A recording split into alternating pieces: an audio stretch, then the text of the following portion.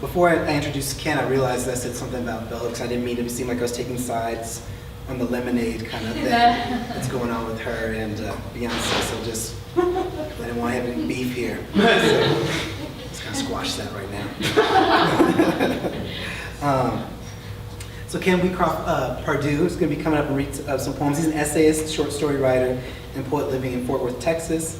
His poems have appeared in the Texas Observer, California Quarterly, and Barbaric Yawp, in a couple different anthologies. He's also, other than, and I think all the readers here also have been published in Borderlands before, so it's kind of like an interesting trend that's going on with our readers.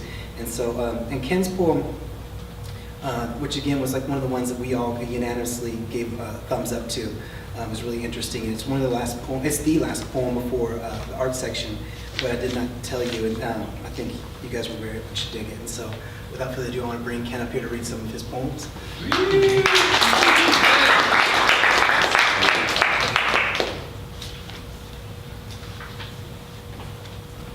Thanks for being here, and thanks for Borderlands for inviting me here. And I've already achieved one of my goals, which is to walk up here without tripping. Just make it through the rest of the poetry reading, I'll be okay.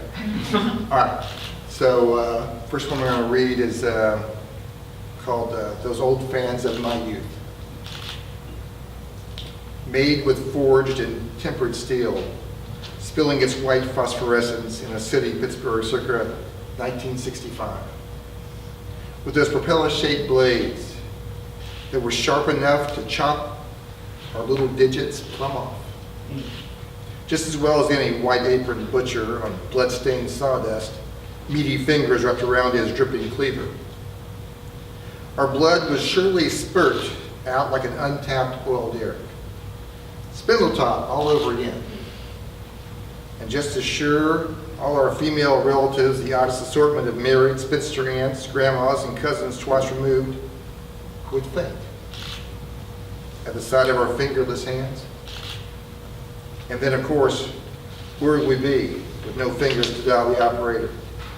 And shouldn't we have thought about that before we did what we ought to?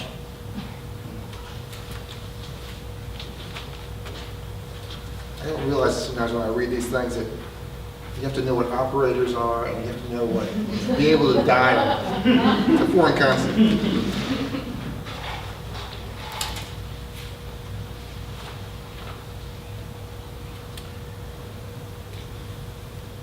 Here's a poem called Living and Dying in Real Time. I flip a page. Anna Karenina has yet to find a train suitable for suicide. While less romantically, in the 21st century, I'm stuck flying in a converted sardine can. On my right, my daughter dozes.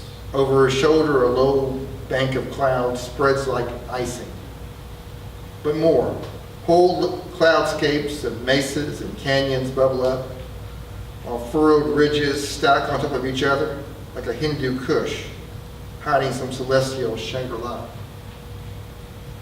And below us, the Mississippi River. And as I write those two words, visions of elementary school spelling bees dance in my head, winds its sure way past rednecks and metrosexuals. Ah, at last, an equal opportunity river. I glance at my grown daughter, tall, beautiful, blonde. Best piece of work I ever did. And though I broke a sweat, as I recall, it didn't take long before her mother unstraddled me and was off to work. And I was passed out on the bed, dreaming of flying. The clouds then were spread out like a tussled bedsheet. Now this poem is the one that's in this Borderlands. And I'll give you a little background to it. My wife of 30 years died last July. And she was in the hospital. The last 6 months of her life were very difficult. And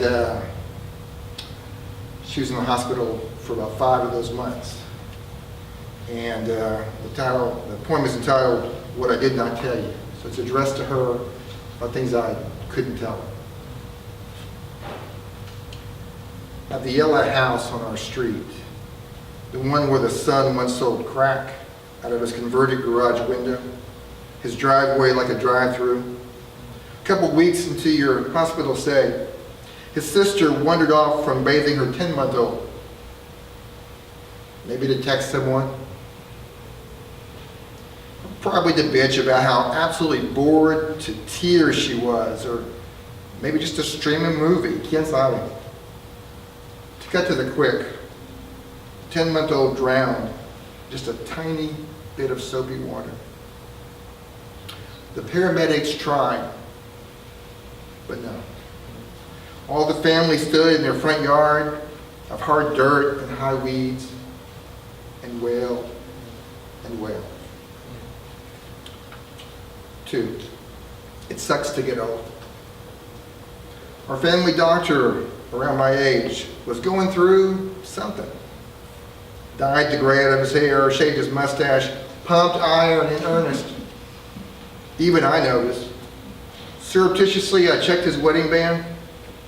Still on, but just barely. You see, he texted our 28-year-old daughter. Nothing gross, no pics of his package, just an innocent invite to coffee. When you were splayed out on yet another hospital bed, I phoned him from your bathroom. When I told him he lost his patience, he started crying. Honest to God tears. Telling me how sorry he was.